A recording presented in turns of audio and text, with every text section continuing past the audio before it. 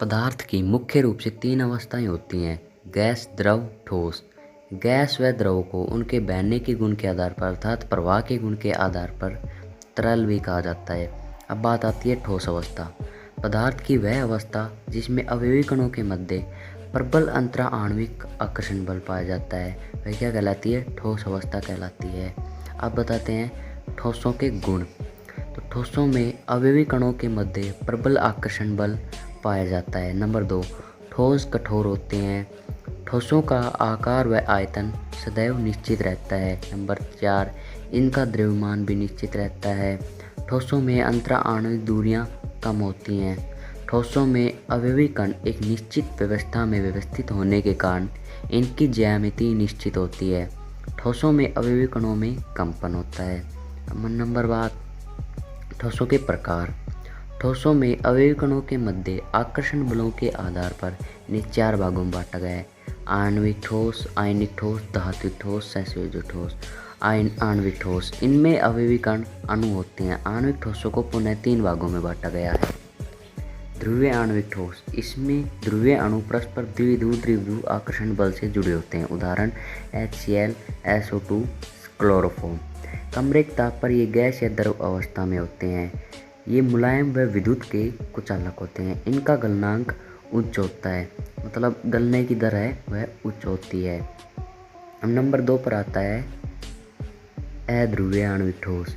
इनमें अध्रुवीय अणु परस्पर दुर्बल वैन डर वाल बलों से जुड़े होते हैं। उदाहरण H2Cl2, Bg2 आदि। ठोस CO2 को शुष्क बर्फ कहते हैं। कमरे के ताप पर ये गैस या द्रव अवस्था में पाए जाते हैं। कमरे के ताप से निम्न ताप पर ये ठोस अवस्था में पाए जाते हैं। ये विद्युत के कुचालक होते हैं।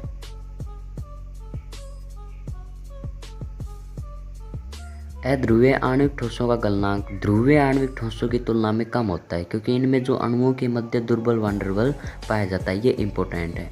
नंबर 3, हाइड्रोजन बाधित आणविक ठोस। इनमें अणु परस्पर हाइड्रोजन बंध द्वारा जुड़े होते हैं। हाइड्रोजन परमाणु केवल फोन के साथ ही हाइड्रोजन बंध का निर्माण करते हैं। उदाहरण के लिए अमोनिया, H2O। अब नंबर, कमरे के ताप पर ये ठोस भी द्रव अवस्था में उपस्थित होते हैं। कमरे के निम्न ताप पर ये ठोस में परिवर्तित हो जाते हैं। ये विद्युत के कुचालक होते हैं। नंबर 2, आयनिक ठोस। इनमें अवयवी कण आयन होते हैं तथा ये आयन परस्पर स्थिर वैद्युत आकर्षण बलों द्वारा जुड़े होते हैं। उदाहरण NaCl, CaCl2, MgCl2, MgBr2।